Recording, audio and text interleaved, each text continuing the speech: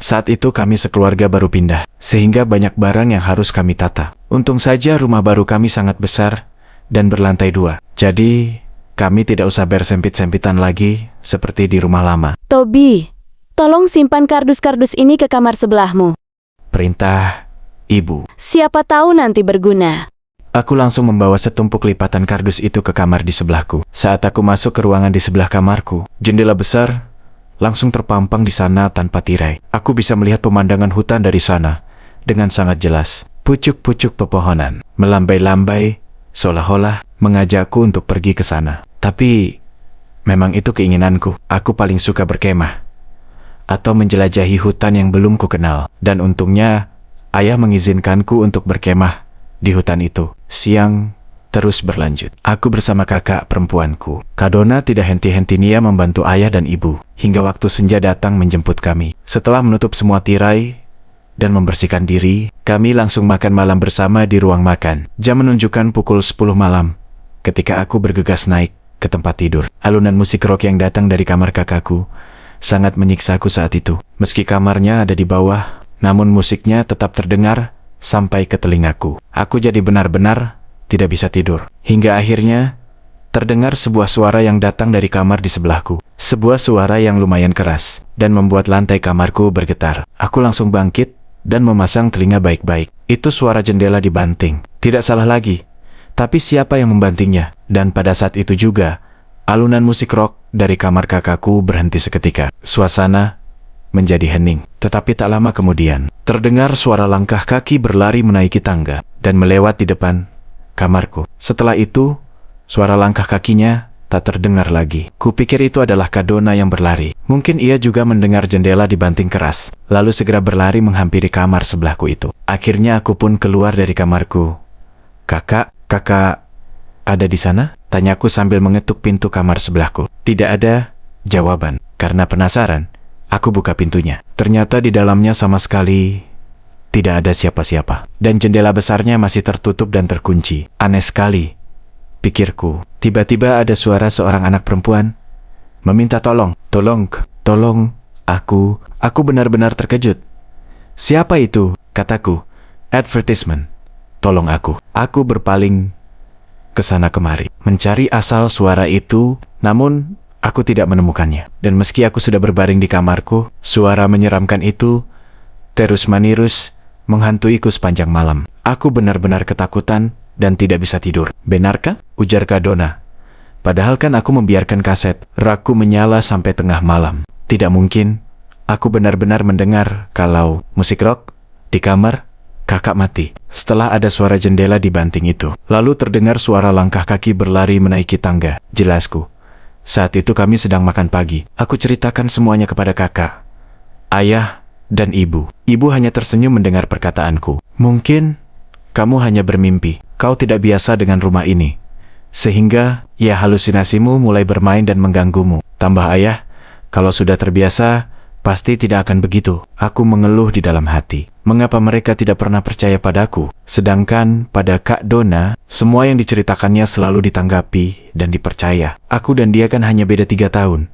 Aku kelas 8 SMP. Sedangkan dia kelas 2 SMA. Tapi kata teman-temanku, orang yang lebih tua memang lebih dipercaya. Oh ya, nanti malam pamanmu akan datang menginap di sini. Kata ayah membuyarkan lamunanku. Ia akan datang bersama Arine. Biarkan mereka memilih kamar yang mereka mau untuk ditempati. Arine? Ya, siapa yang tidak mengenal dia? Anak itu sebaya denganku, tetapi punya kelebihan. Dia pintar, manja dan cantik. Orang tuanya yang kaya raya membesarkannya dengan penuh kasih sayang. Semua yang diinginkannya selalu dipenuhi. Di depan orang tuaku atau orang lain, ia adalah gadis manis yang penuh sopan santun. Tapi di depanku, ia adalah anak yang sombong dan licik. Kenapa harus memilih? Biar saja mereka tidur di kamar sebelahku. Tugasku, kesal. Ayah menatapku.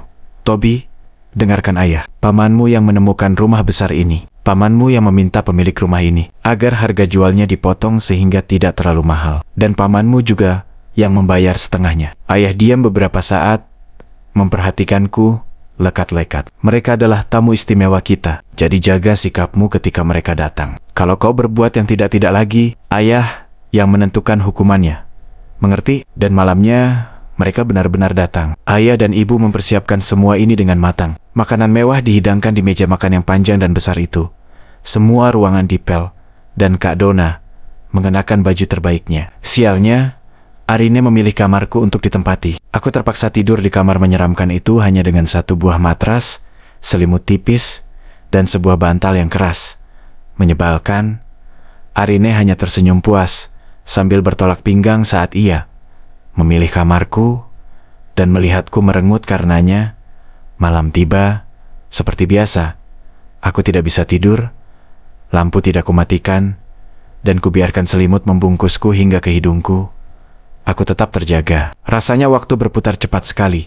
Pukul 9, pukul 10, pukul ke-11, dan aku tetap tak bisa tidur. Telingaku pasang baik-baik. Tetapi saat itu sama sekali tak ada suara apa-apa. 1 jam pun berlalu. Tidak 1 jam.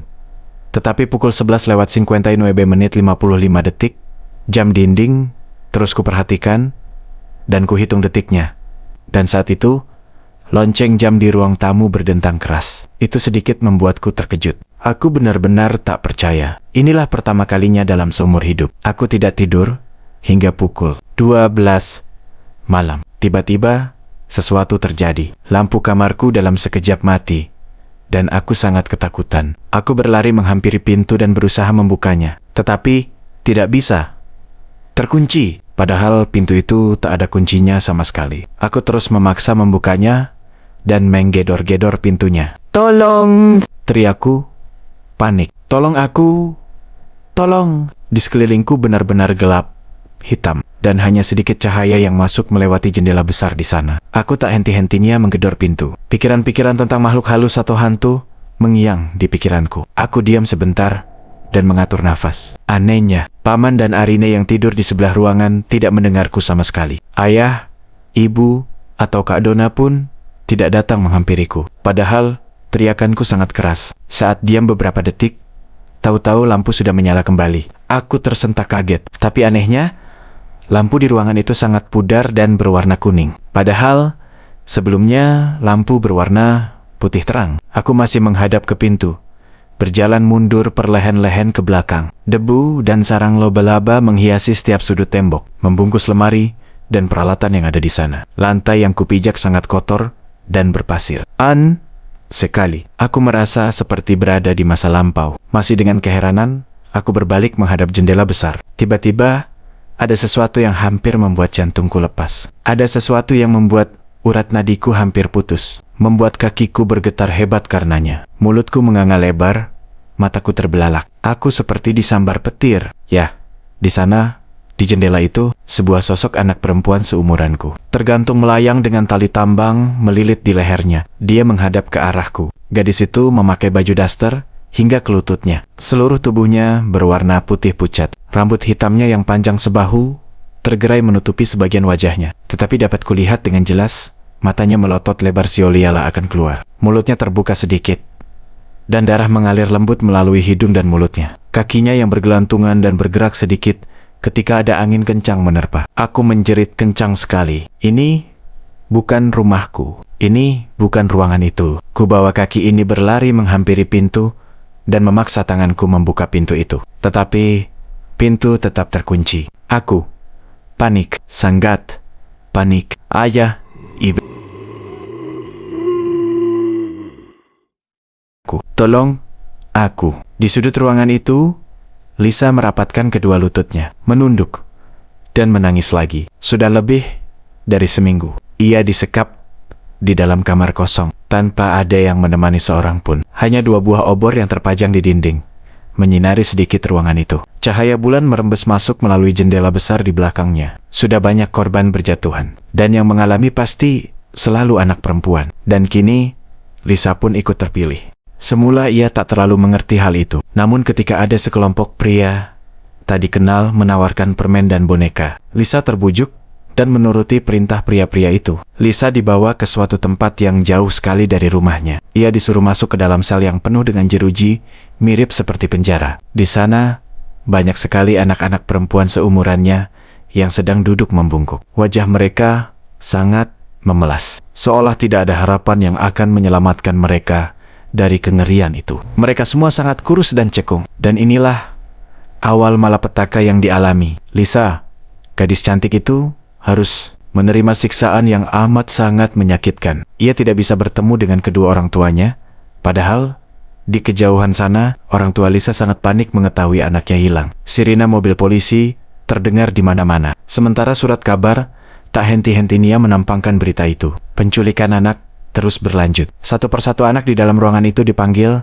dan dijual ke luar negeri. Lisa tidak tahu tentang itu. Yang ia tahu, pasti anak yang dipanggil akan dibawa pergi ke tempat yang sangat jauh. Dan di sana akan dijadikan budak dan disiksa terus-menerus. Dan sekarang tepatnya tanggal 29 Februari, tinggal Lisa yang terakhir berada di sel itu. Keheningan malam sangat mencekam dan menyiksa dirinya. Bahu daster selutut sudah dipakainya selama seminggu. Ia juga menggigil kedinginan. Angin kencang terus menerpa hingga tulang-tulang kurusnya. Sebelumnya, Lisa dan beberapa anak lainnya sudah berusaha untuk kabur. Mereka dengan susah payah membuka jendela besar yang digembok dan dirantai. Tetapi suatu kali mereka berhasil. Mereka bisa membuka jendela itu. Namun ketika melihat ke bawah, hanya sungai kotor dan hutan yang tampak. Belum lagi ketinggiannya mencapai beberapa meter. Dan anak-anak itu terlalu takut untuk meloncat ke bawah. Pada saat itu juga, angin di luar berhembus kencang hingga membanting jendela besar itu. Suaranya sangat keras seperti gempa. Salah satu pria yang ada di bawah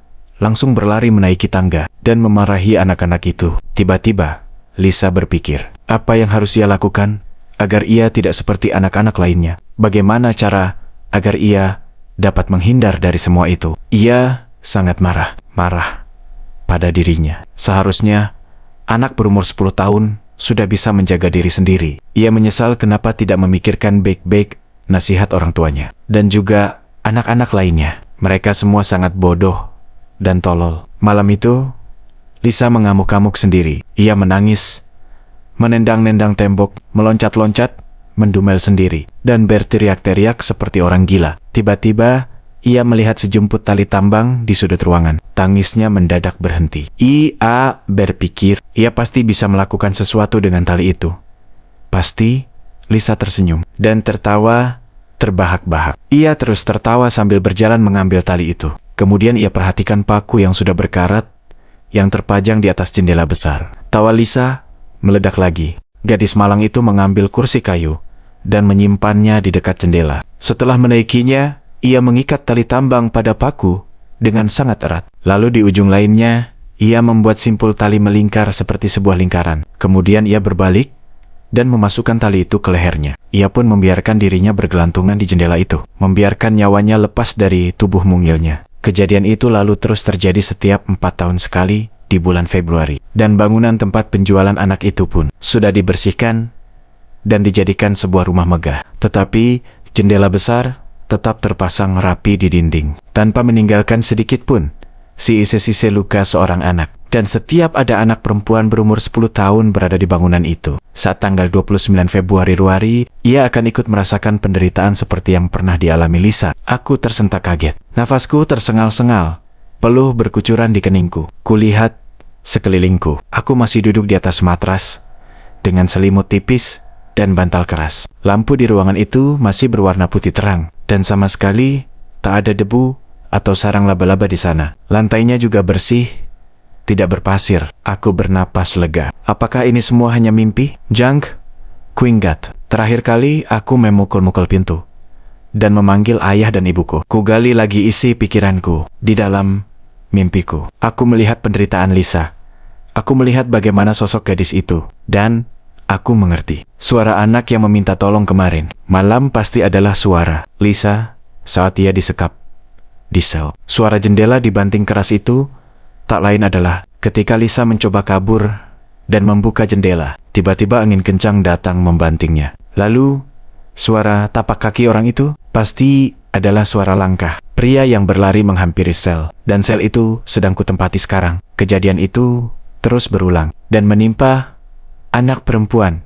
Syukurlah, aku bukan anak perempuan. Tapi, tunggu. Setiap ada anak perempuan berumur 10 tahun berada di bangunan itu. Saat tanggal 29 Februari, ia akan ikut merasakan penderitaan seperti yang pernah dialami Lisa. Anak Perempuan, 10 tahun, jangan-jangan. Dan saat aku berpaling ke belakang, di jendela itu sudah tergantung sesosok anak perempuan yang sangat kukenali. Irene. Nama penulis, Damas.